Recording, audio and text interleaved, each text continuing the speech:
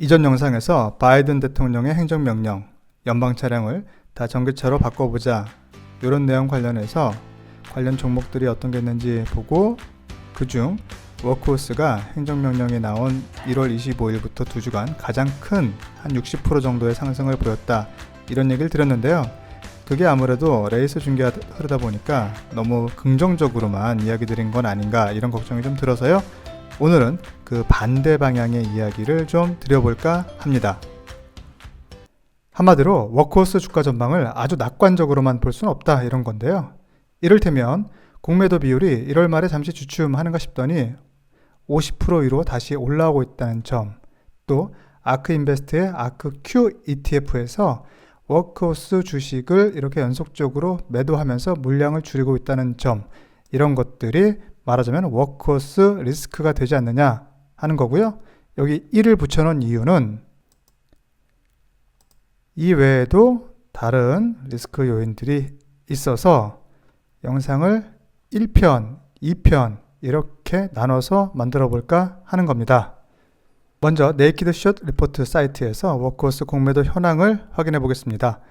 거래량이 크게 터졌던 1월 26일, 27일 이때 바이든 대통령의 행정명령, 그러니까 연방 차량을 이제 다 전기차로 바꾸자 하는 뉴스 때문에 공매도 헤지펀드, 공매도꾼들이 숏 스퀴즈를 일으켰다고 하는 그런 의견들도 있는데 일리가 있게 들리죠?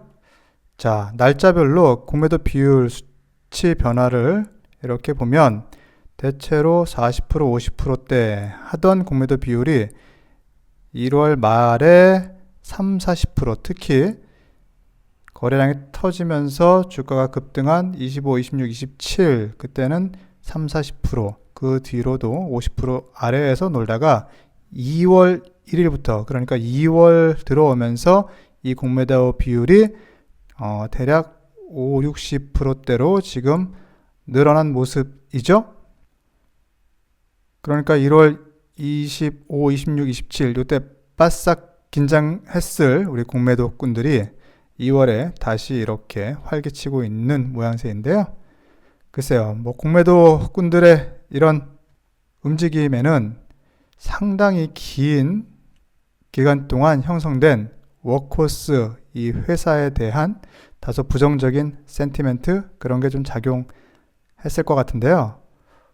그 얘기를 잠깐 차트 그리고 자료 화면을 보면서 추가 설명을 드려보겠습니다. 워크호스 일봉 차트입니다. 1년 가까운 긴 기간을 다 보여주는 건데요. 이렇게 보면 워크호스는 지난해 7월, 9월, 11월, 최근 1월 말에서 2월 초 이렇게 여러 차례 상승 랠리가 있었던 종목이에요. 최근에 있었던 하락이나 상승은 비교적 이해하기 쉬운 거죠. 이때는 USPS에서 차량 납품 업체 입찰 일정을 그 다음해로 미루면서 주가가 하락한 거고 이때 오히려 아크인베스트나 또 많은 개인 투자자들은 단순히 일정이 연계된 것일 뿐 워크호스가 입찰 자격을 잃은 것은 아니니까 매수 유효하다 이렇게 접근했던 것 같고요. 마지막 상승 랠리는 이번 대통령 행정명령에 대한 반응인 거고요. 그 전에 있었던 이 7월, 9월 랠리 가운데 이 9월 랠리는 로즈타운 모터스 상장 관련해서 그게 워크호스의 호재다 이렇게 받아들인 매수세가 작용한 그런 걸로 뭐 좀 설명이 됩니다만 시장에서 당시에 조금 고개를 갸우뚱한 것은 아마 이 7월 랠리였던 것 같아요. 그래서 워크호스의 이 7월 랠리를 다소 삐딱하게 바라보는 그런 시선이 반영된 영상 자료를 같이 좀 볼까요? 예, 이건 그러니까 7월 급등 후 횡보를 이어가다가 다시 8월에서 9월로 넘어가면서 새로운 랠리를 시작하는 그런 때, 그러니까 8월 초에 있었던 인터뷰인데요. 지금 앵커가 얘기하는 게 이렇게 주가가 단기간에 급등한 것이 귀 회사 워크호스의 펀더멘탈 차트 변화와 어떤 관계가 있어 보이냐, 이렇게 좀 직설적으로 물은 건데요. 이에 대해서 이 드웨인 워크호스 CEO께서는 비즈니스 본연의 어떤 변화, 발전적인 어떤 계기 이런 걸 얘기하지 못하시고 그냥 미국 이 투자 시장에서의 EV 전기차에 대한 관심이 굉장히 커지는 그 영향이 있는 것 같다. 그리고 지금 막 자막에 나오는 대로 로즈타운 이 회사를 스펙을 통해서 상장하게 된 게 그 관심을 더 키운 것 같다. 이런 정도로 좀 애둘러서 변죽을 울리는 답을 하고 있죠. 앵커는 뭐 먹잇감을 놔주지 않는 그런 태도로 집요하게 이제 물고 늘어지는데요. 캐시 포지션, 현금 흐름이 어떻냐 하고 계속 집요하게 물어오죠. 버닝 캐시 하면서 이제 1,600만 달러 그거 가지고 얼마나 버틸 수 있느냐 이렇게 공격적으로 묻고 이 드웨인 CEO께서는 큰 규모의 차입을 해서 파이낸싱 해가지고 뭐 얼추 큰 문제 없이 넘어갈 수 있을 것 같다 이렇게 답을 하고 있는데요. 진땀을 흘리네요.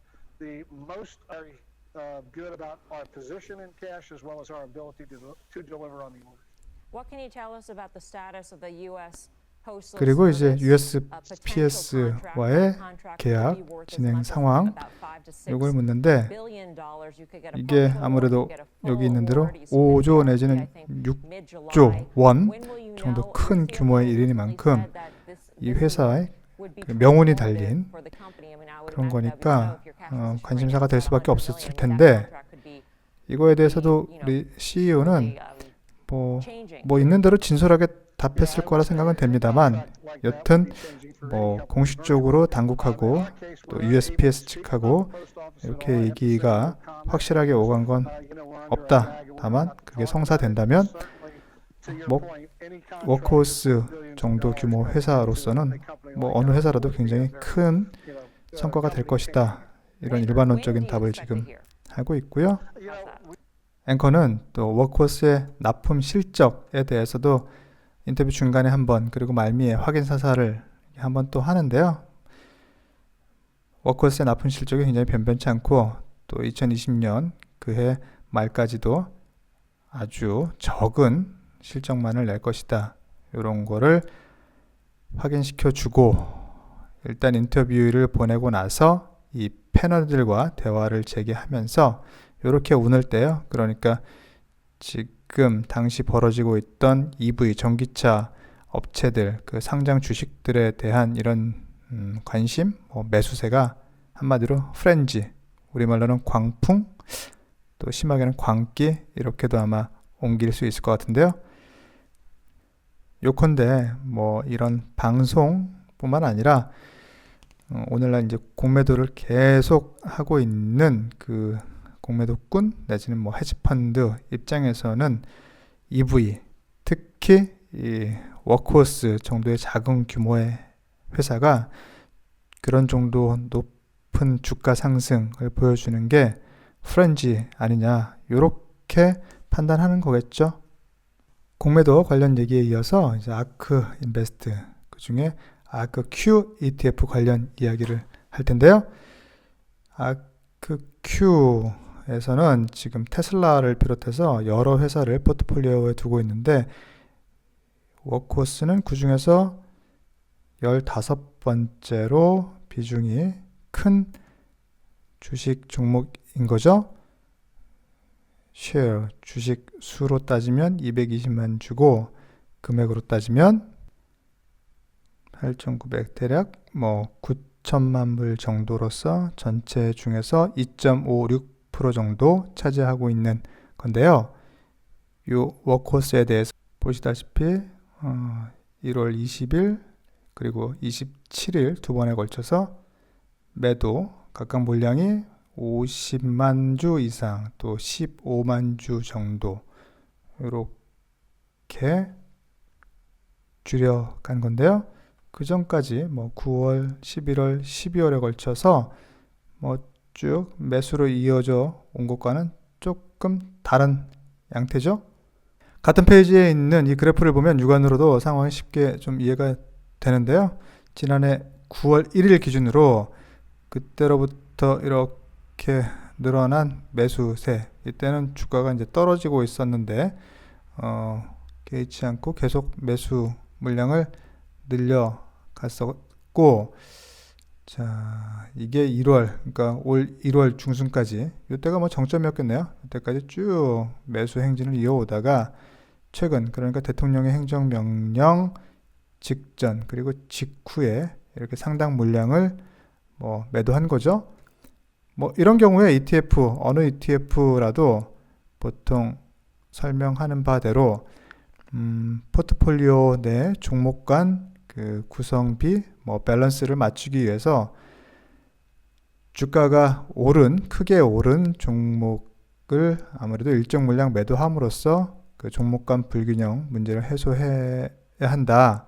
뭐 그렇게 얘기한다면 뭐 그렇게 이해하고 뭐 받아들여야 하는 거겠죠. 다만 개인 투자자 입장에서라면 어떤 종목, 이 경우 워크호스 주가가 앞으로 상승할 가능성이 굉장히 크다면 뭐 포트폴리오 내 종목 간 구성비 자체를 좀 조정하면 될 일 아니냐, 이렇게 반문하고 싶어지기도 하겠습니다만, 왜냐하면 지금 워크호스 주가가 신고가를 내기도 했고 이 주가 향방에 있어서 상당히 중요한 국면처럼 보이니까요.